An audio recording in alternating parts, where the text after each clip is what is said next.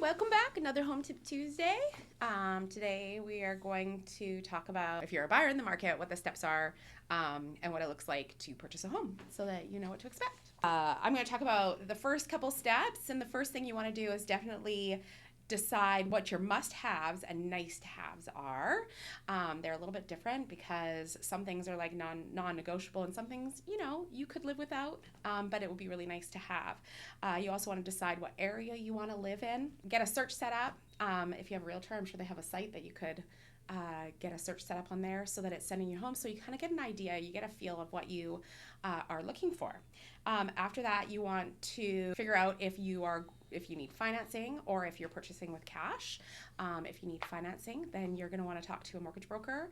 And if you don't have one, let us know. We will recommend somebody for you. It's really good to know what you can afford so you're not looking at houses that are outside of your price range. It also shows the sellers that you are a serious buyer. And so once you get those things set up, your priorities set with your must-haves and how you're getting your financing, if you're a cash purchaser, you can probably want to start touring homes, right? So places are going to come up in your search, like the realtor sending you, or maybe you found them yourselves. Let the realtor know. Go view homes, right? Make sure they are within what you're looking for. Why are you looking for something you can't afford, or it doesn't have your must-have? There's no use wasting time doing that, right? So really narrow that down to go touring homes.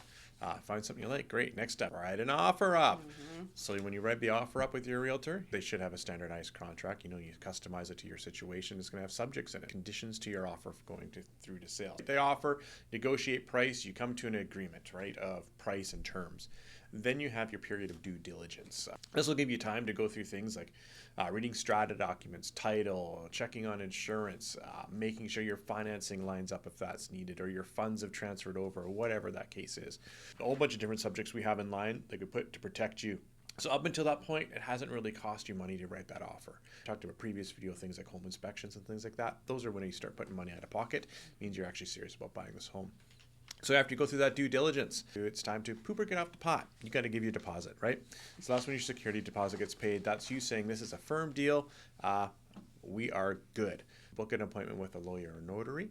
That's going to cost you a few $100. That's going to help convey the documents back and forth between banks and lenders, or the two parties involved here. Now, move-in date. When does that happen? After you have your subjects removed, that's negotiable. It could be, really quick, though lawyers may not like it too much. 2 weeks would be super duper quick, and that's kind of tough to do. Maybe on a vacant home, but typically you're looking at 2 to 3 months. But that's about your timeline, right? We have a detailed sheet we can hand out to you. Just DM us, and we'll get it over to you and it'll outline the process for you and what you can expect